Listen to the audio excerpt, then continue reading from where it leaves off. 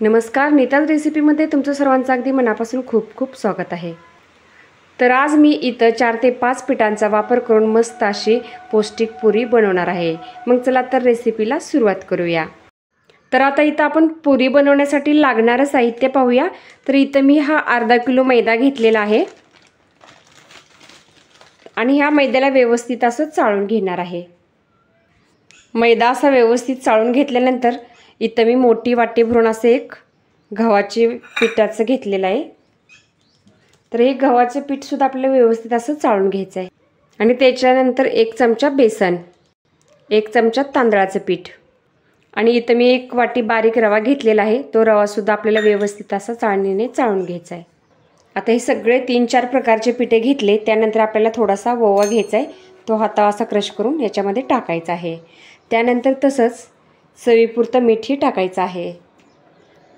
आणि इथं मी पिठी साखर घेतलेली आहे। साखर सुद्धा आपल्याला इथं 1 चमचा टाकून द्यायची आहे आणि 1 चमचा तेल। आणि इथं मी थोडंसं दही घेतलेलं आहे। साधारणतः 1 छोटी वाटी असेलच। तर ही दही जर याच्यामध्ये टाकला आणि पुरी बनवली ना तर त्याची टेस्ट एकदम मस्त अशी छान येते।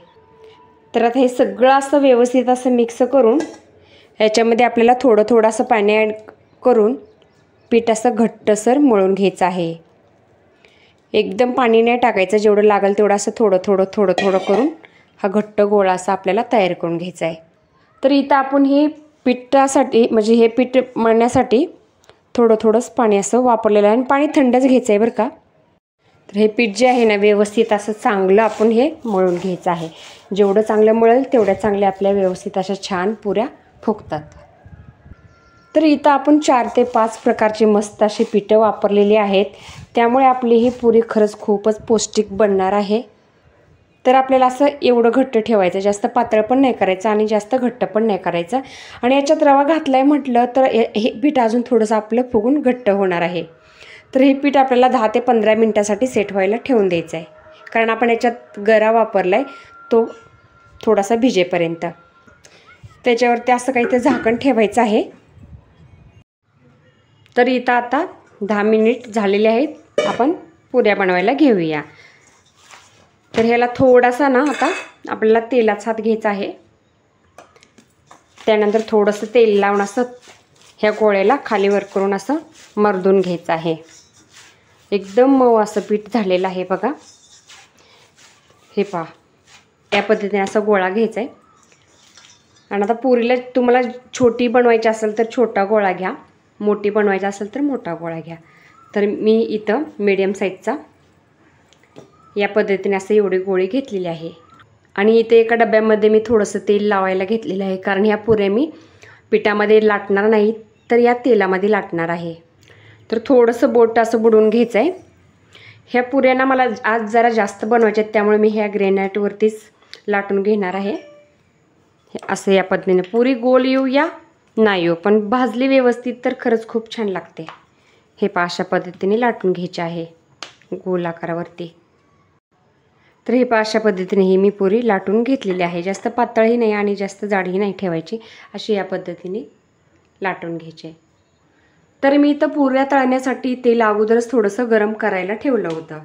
तर आता ही पुरी आपण याच्यामध्ये हळू अशी सोडून घेऊ। थोडीशी वरतून अशी प्रेस करायची आहे, म्हणजे असे छान फुलते।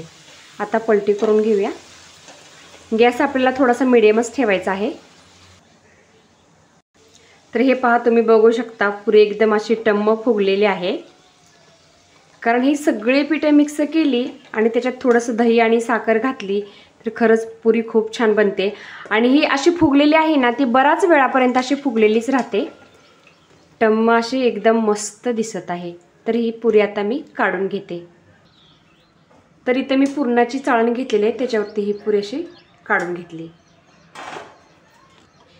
तर हे पहा, अशाच पद्धतीने ही दुसरी सुद्धा पुरी मी अशी बनवून घेतलेली आहे। तर ही सुद्धा आता तेलामध्ये टाकून तळून घेऊया। हळूच अशी टाकून घेतली। टाकल्याने आपल्याला लगेच असं प्रेस करायचं आहे तेलामध्ये, म्हणजे त्या थोडासा वरून दाब पडला का खालून अशी व्यवस्थित अशी फुगून टम्म होते। हे पहा, अशा पद्धतीने अबदार असं वरून प्रेस करायचे, जोराचं नाही. हे पहा असं. आणि पुरी भाजताना ना अशा ह्याच्या कडाशा दाबून दाबून ह्या साईडनी असं ह्या साईडनी किंवा असं उभा करून तळायचे, म्हणजे व्यवस्थित अशी भाजली जाते सगळ्या साईडून. तर आता मी ही दुसरीसुद्धा अशाच पद्धतीने हे भाजून घेतलेली आहे पुरी. तर अशाच पद्धतीने ही सगळ्या पुऱ्या आता आपण करून घेऊया. तर हे पहा अशा पद्धतीने मी हे सगळ्या पुऱ्या अशा बनवून घेतलेल्या आहेत. इथं थोड्याशा ह्या पुऱ्या मोठ्या साईजमध्ये बनवलेल्या आहेत आणि तसंच इथं काही पुऱ्या मी छोट्या साईजमध्ये बनवलेल्या आहेत. तर हे पहा तुम्ही बघू शकता पुरी एकदम टम्म फुगलेली आहे. तर ही पुरी ना बऱ्याच वेळासाठी ही अशीच फुगलेली राहते आणि खायलासुद्धा एकदम मस्त अशी खुसखुशीत झालेली आहे. तर अशा पद्धतीने तुम्हीसुद्धा पुरी बनवायला एकदा खरंच नक्कीच ट्राय करा आणि त्या कशा बनल्या आहेत ते मला कमेंट बॉक्समध्ये नक्कीच सांगा. तर इथं पुऱ्या बनवल्या आहेत म्हटलं तर त्याच्यासोबत भाजी तर खायला पाहिजेच. तर तसंच मी पुऱ्यासोबत खाण्यासाठी इथं छोले बनवलेले आहेत आणि तसंच इथे मी मसाला भातसुद्धा बनवलेला आहे. त्याचीसुद्धा रेसिपी मी चॅनलवरती अपलोड केलेली आहे, तिथं तुम्ही पाहू शकता. आणि तसंच इथं थोडंसं एक लिंबूसुद्धा चिरून घेतलेला आहे छोलेच्या भाजीमध्ये पिळून खाण्यासाठी. आणि कांदासुद्धा इथं थोडाफार मी चिरून घेतलेला आहे असं या पद्धतीने. आणि तसंच इथं उडदाचा पापडसुद्धा मी फ्राय करून घेतलेला आहे. तर या उडदाच्या पापडाची सुद्धा रेसिपी तुम्हाला माझ्या चॅनलवरती पाहायला भेटेल. तर तुम्हाला ही माझी आजची पुऱ्याची रेसिपी कशी वाटली ते कमेंट बॉक्समध्ये नक्कीच सांगा. माझी ही रेसिपी आजची तुम्हाला पूर्ण पाहिल्यानंतर जर का आवडली असेल तर माझ्या चॅनलला लाईक करा, जास्तीत जास्त शेअर करा आणि बेल आयकॉनवरती क्लिक करा.